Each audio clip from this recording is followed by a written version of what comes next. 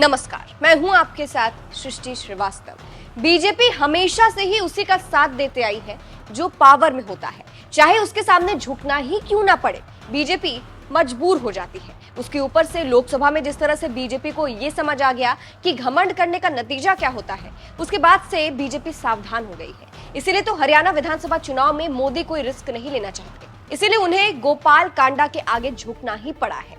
चलिए आपको भी बताते हैं पूरी खबर के बारे में।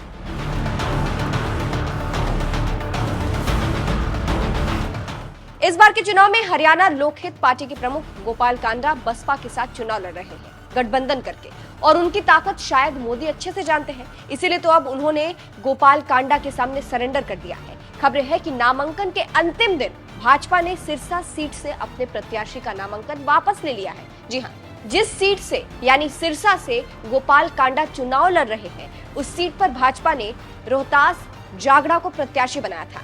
ऐसे में अब बीजेपी ने यहां से नामांकन वापस लेकर गोपाल कांडा के सामने सरेंडर कर दिया है। अब क्योंकि कहा जाता है कि बीजेपी में हर चीज मोदी के इशारे पर होता है, ऐसे में नामांकन वापस लेने को लेकर कहा जा रहा है कि मोदी ने गोपाल कांडा के सामने घुटने टेक दिए हैं। आपको ये भी बता दें, शुरू में बीजेपी दावा कर रही थी कि वो गोपाल कांडा के साथ गठबंधन करेगी, लेकिन अचानक से फिर बीजेपी ने सिरसा से अपना प्रत्याशी उतार दिया, जिसके बाद गोपाल कांडा ने भी रानिया से प्रत्याशी उतारकर बड़ा दांव खेला। ऐसे में बीजेपी घबरा गई कि कहीं बीजेपी दोनों ही सीटों पर गोपाल कांडा के खिलाफ जाकर हार ना जाए, इसीलिए बीजेपी ने सिरसा से नामांकन वापस ले लिया।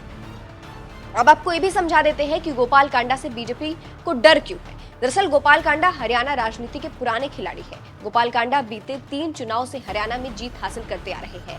हुड्डा सरकार में गोपाल कांडा मंत्री रहे थे। 2014 और 2019 में अपनी पार्टी के नाम से चुनाव जीते थे।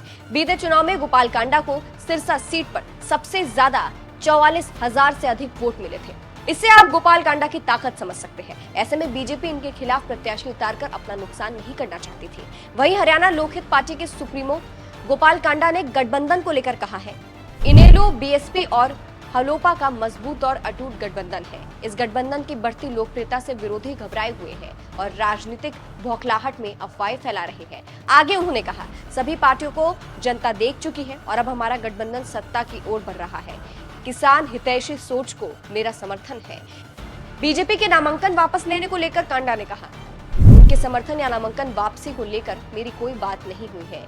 इनेलो किसान हितैषी पार्टी है। कांग्रेस की सोच दलित विरोधी है और आरक्षण के विरोध में राहुल गांधी ने विदेश में जाकर बयान दिया है। तो फिलहाल जिस तरह से गोपाल कांडा जिस सीट से लड़ रहे थे, वहां से बीजेपी ने अपना प्रत्याशी वापस लेकर ये दिखा दिया है कि उन्होंने गोपाल कांडा के आगे सरेंडर कर दिया है, यानी मोदी ने गोपाल कांडा के आगे सरेंडर किया है उनके सामने। फिलहाल इस खबर पर आप क्या कहेंगे, कमेंट करके जरूर बताइएगा। नमस्कार।